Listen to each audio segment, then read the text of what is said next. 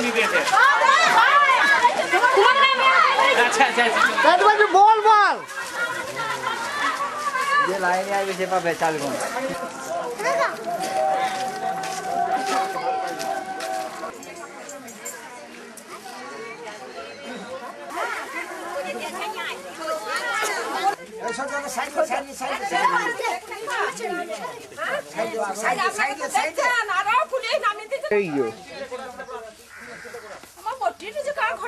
হ্যাঁ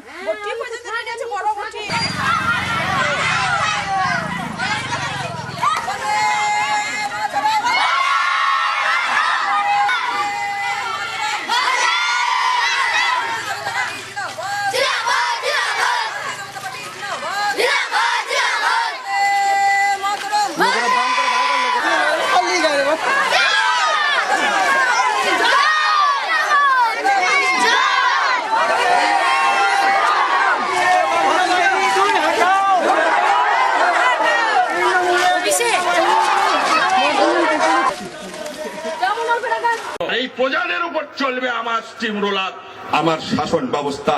সেদিন কিন্তু আমি মিডিয়ার ভাইদের ঘরে বলবো, আজ আমি আমাদের পুরুষ জমিয়তুল উলামায়ে হিন্দের উপকার হযরত মাওলানা শাহ আব্দুল আজিজ বলেছিলেন যে এই আজ থেকে আমাদের দেশ পরাধীন হয়ে গেল, এই পরাধীন দেশকে স্বাধীনতা রক্ষা এবং স্বাধীনতার জন্য তার মতনই তোমাদের ফরজ হয়ে গেল ইংরেজের বিরুদ্ধে জিহাদ করা। বলুন আলহামদুলিল্লাহ। সেদিন এই জমিয়তুল উলামায়ে হিন্দ আমাদের পূর্বসূরীরা এই আদর্শ এবং এই দিনে এই দেশের সম্প্রীতি বজায় রাখার জন্য বাংলার মানুষ কিছুটা আমরা আশ্বস্ত হলাম। আনন্দবাজার খাগড়াগড় মাদ্রাসা বন্ধ, সাংবাদিকদের মুখে চুন বাজার এত বড় কোনদিন জমায়েত দেখেনি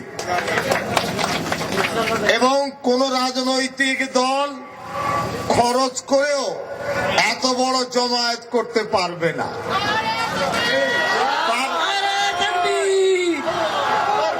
আপনারা এসেছেন কিসের টানে? মনে আঘাত লেগেছে, মনটা ব্যথিত।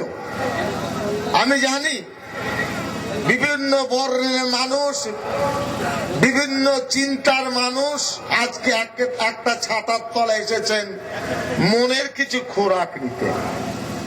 আমাদের বক্তব্য অত্যন্ত পরিষ্কার, আমরা জন্মসূত্রে ভারতীয়, আমরা সন্ত্রাস চাই না, আমরা চাই সন্ত্রাস ধ্বংস হোক, আমরা চাই বসুন।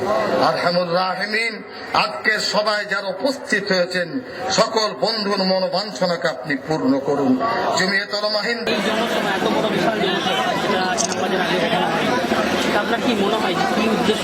আমরা শান্তি সম্প্রীতির বাতাবরণ তৈরি করতে জমিয়তুল উলামায়ে হিন্দের পক্ষ থেকে এই সমাবেশ করছি। রাজ্য জুড়ে বর্তমান হয়েছে, গতকাল বীরভূম ছিল, তার আগে মুর্শিদাবাদ হয়েছে, প্রত্যেক জেলায় জেলায় করবে। অশুভ শক্তি এবং সাম্প্রদায়িক শক্তি তারা একটা বিভেদ সৃষ্টি করতে চাচ্ছে। আমরা ঐক্য এবং মিলন আপনার সৃষ্টি করার চেষ্টা করছি।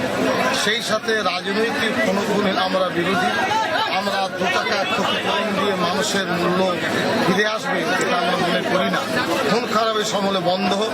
আমি একটা রাজনৈতিক এআইইউডিএফ দলের সভাপতি, আমি খুব দায়িত্ব নিয়ে বলছি, আমার দলের কোনো কর্মী হতাহত হয় আপনার করবে না, করলে আমরা দলে তাকে জায়গা দেব। এইভাবে টিএমসি বলুক, অন্য দল বলুক, বিজেপি দাঙ্গা করে বাংলায় ভবিষ্যৎ গড়তে চায়। আমরা মনে করি 1 থেকে 11 হতে পারে, 21 হতে পারে, 1 থেকে 117 কিন্তু হবে না। এটা বাস্তব চিত্র।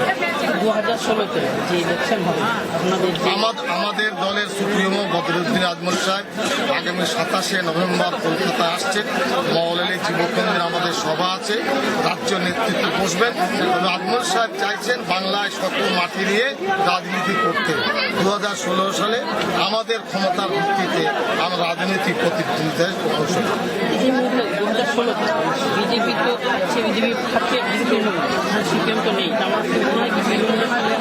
দেখুন, তৃণমূলের সূক্ষ্মশীরা ভাববে আমরা ইনভোটকে তৃণমূলের পক্ষে কিছু বলার মতো আমাদের নেই। আমরা পথে নেমেছি, চলা শুরু করেছি। দায়িত্ব অন্যান্যদের, তারা কি করবে সে দায়িত্ব আমাদের মধ্যে আমরা চলা। বীরভূম জেলার মানুষ ভালো, নেতারা জনগণের মধ্যে গোলমাল পাকিয়ে দিয়ে হিংস্রতা তৈরি করছেন। আমরা দুঃখিত, আর যদি রবীন্দ্রনাথ বেঁচে থাকতেন নেতাদের মাথায় বোধহয় চাকরি